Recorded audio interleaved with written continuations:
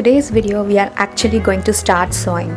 In the previous video, the video link will be in the description. In the previous video I talked about different parts of the sewing machine and the basic stitches that the sewing machine comes with, how to thread the machine, how to fill your bobbin, how to install your bobbin, etc, etc. So if you are a complete beginner and are looking for a video, a place to learn how to not only start sewing but how to begin using a sewing machine, and even before that how to so basically getting familiar with your sewing machine. So if you're looking for that, then there is a video that I have made. The link for the video is in the description. That is the first part. This is the second part where we actually start sewing. So for this video I didn't just want to show you how to stitch, but I wanted to share a project that was simple but not so simple that it becomes super boring. I wanted you all to have a little bit of satisfaction and fun from not just a completion of the project, but also the fun that you receive from you made something pretty beautiful or that seems a little complicated but isn't, right? So the project I chose was this ruffled pillowcase, and it's pretty big, and you can see these are actually pleats more than ruffles. Now at first glance, beginner, this might seem like, okay, my god, this is so complicated. However, it's not as complicated that it appears to be. I have taken you through the tutorial, through the process, and guided you at every step on how to sew this. In this process, while sewing this pillow cover, you would learn how to use the straight stitch, how to pleat, how to cut your fabric, what is seam allowance, and how to actually begin sewing, in the sense that when you put your fabric under the presser foot, where to put it, at what distance, how much should be seam allowance, etc, etc. So the project is this.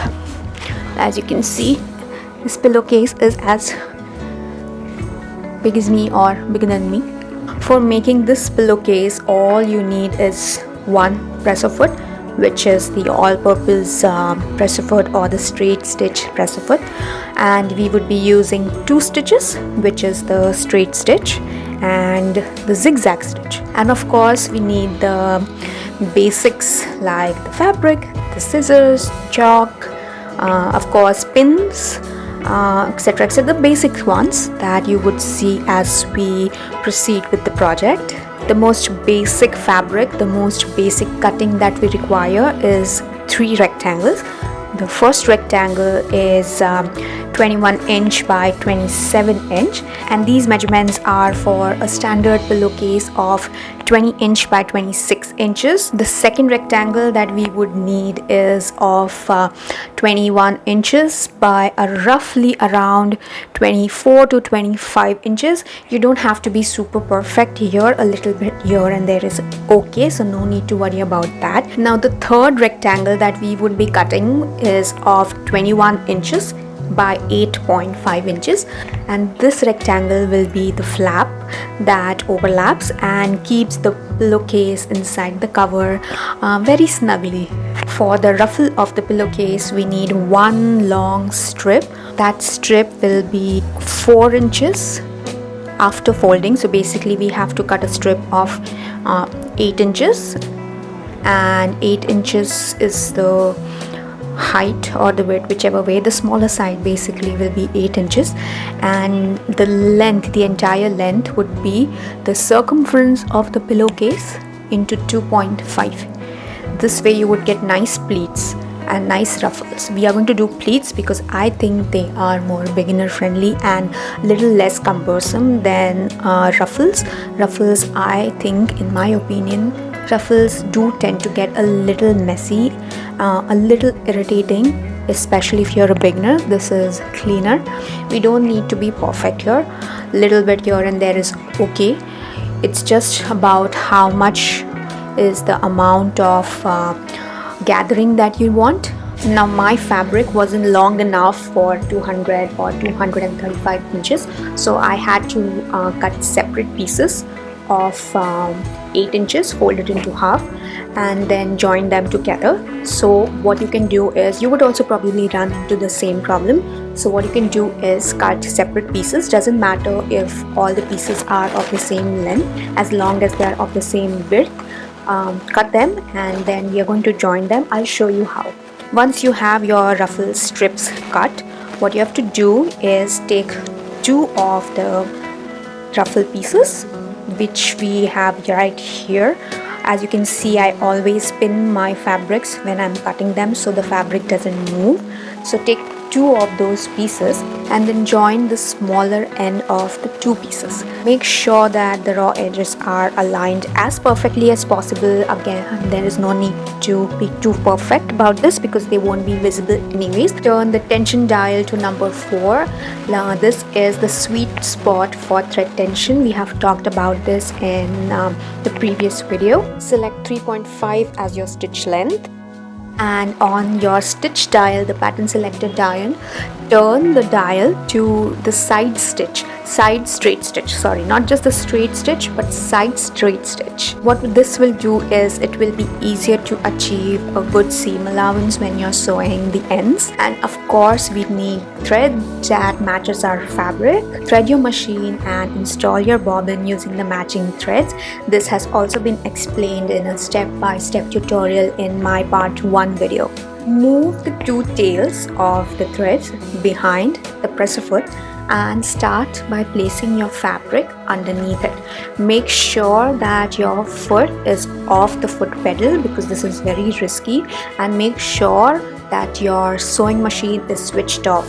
I have kept it on because I need the light of the sewing machine to be on so you can see what is happening. Place the fabric underneath the presser foot, and the right edge of the fabric should align with the right end of the presser foot A, or it should align with those little markings under the presser foot. You'll see there's a metal plate on which there are little lines on it.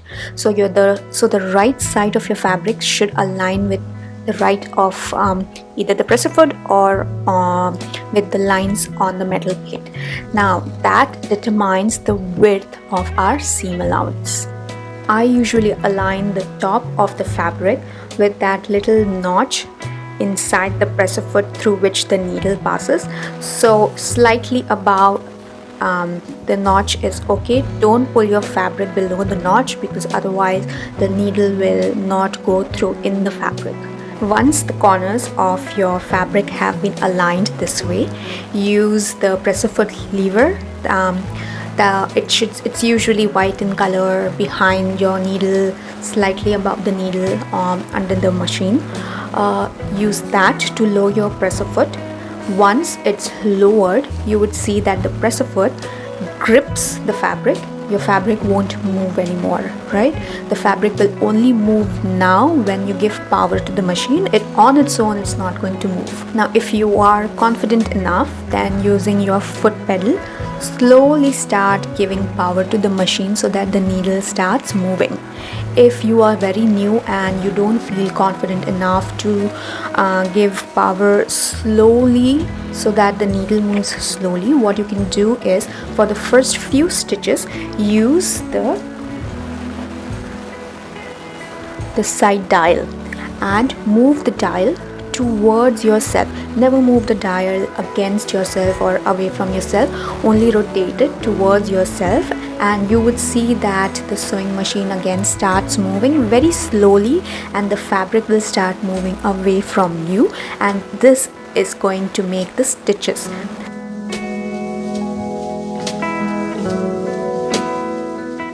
Once you have made a couple of straight stitches, it's time to lock these stitches in. For that, we are going to use the reverse stitch. For that, what we are going to do is, while you're sewing, press down this button right here. Again, I have explained this process in my first video, so check that out. But we are going to lock these stitches in, and this front and back motion, do this once or twice. Twice is enough, more than enough, so that the stitches don't come out. And this is where we have begun our sewing. Straight stitch right till the end, and at the very end we again need to lock our stitches, so which is where again going to use a couple of back and forth for the reverse stitch.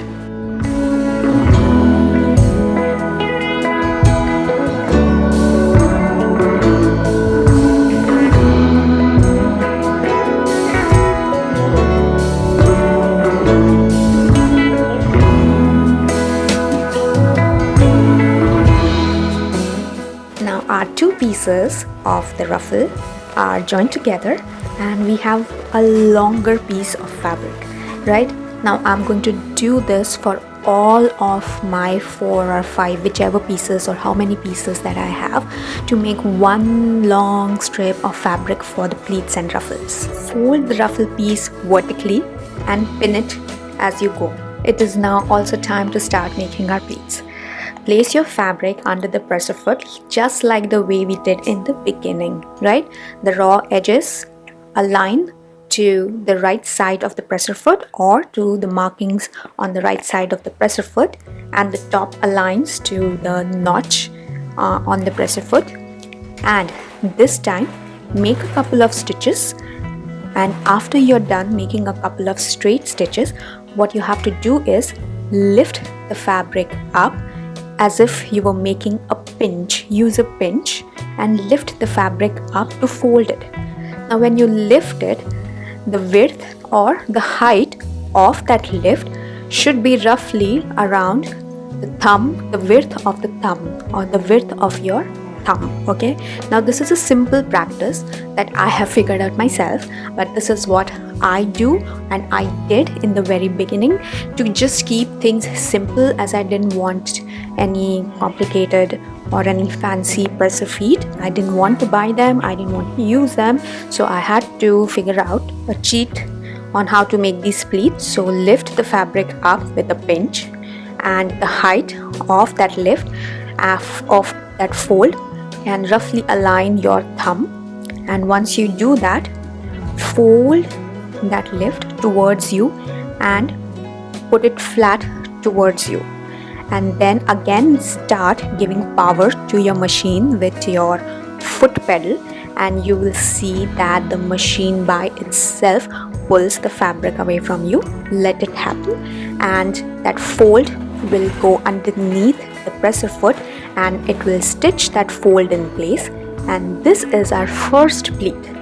Now to make our second pleat, as soon as the edge of the first pleat touches the needle, stop.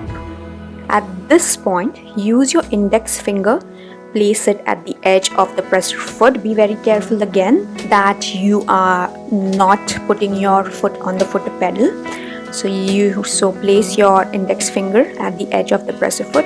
Again, use your thumb to lift the fabric and make a fold. Again, the height of the fold can resemble your the width of your thumb. Again, repeat the same step and fold that little mountain or the little pleat that you just created. Fold it flat towards yourself and then give power to the machine. The machine automatically will pull the pleat under the needle and sew it. This is the step we are going to repeat for the entire strip of the ruffle. Once you're done repeating this step over and over again, firstly it will become easier and easier as you go along making this, and secondly, after you're done, you will have one long strip of fabric with just pleats on it. This is our ruffle that will go around our pillowcase. I know this is a little time consuming. It might take a little bit of patience as well, but I swear to God, when you have your pillowcase done, it will be a lot of fun. So once we are done, we are going to start assembling our pillowcase. Now, just in case if you want to make a pillowcase without the ruffle, all you have to do is skip the ruffle part and straight away start making a pillowcase from this point right here, which is just using 3 rectangles, and that's it.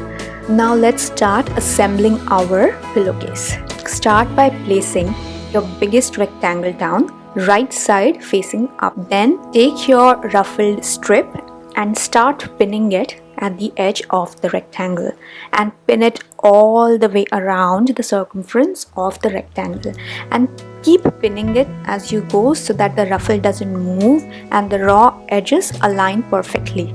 Once you're done completely going around the circumference, at the very corner where the two ends of the ruffles will meet, what you have to do is leave a little bit of excess space, excess seam allowance, and trim and cut the ruffle. When you hit the corner of the bottom rectangle, what you have to do is spread the ruffled strip in a circular fashion. You won't be making a perfect rectangular or cornered match, and we are going to join the two ends of the ruffled strips like this, and again sew a straight stitch by aligning the raw edges of the ruffle ends. In the next step, we have to finish the hems of the two remaining rectangles. Take your rectangles and just fold one of the ends, fold it twice, and again repeat the same step, same method of aligning the right end of your hem to the presser foot and the markings, and straight stitching. We have to repeat this exact same step of folding and sewing our hem for both of the remaining rectangles. Now place your second rectangle on top of our ruffled prepared piece. Here the right side of your rectangle faces down and the wrong side faces up. Place the smallest rectangle on top of this second rectangle. Align the edges. The right side of the fabric faces down and the wrong side faces up. Go ahead and match the four corners of the rectangles and trim them in a circular way so that they match the circle of the ruffled hem. Go ahead and sew a straight stitch around the entire pillowcase. All we have to do now is go around and use the zigzag stitch to finish the seams so the threads don't start coming out when you not only use the pillow cover but when you put it in the washing machine, etc., right? That's the only step we are going to do now, and after that your pillow cover is done. You can use a simple white thread for this process. For this step there's no need to use a matching thread since it won't be seen anyways. Start by selecting the zigzag stitch on the pattern selector dial. For the stitch length, I prefer to use around 0.57 of the stitch length.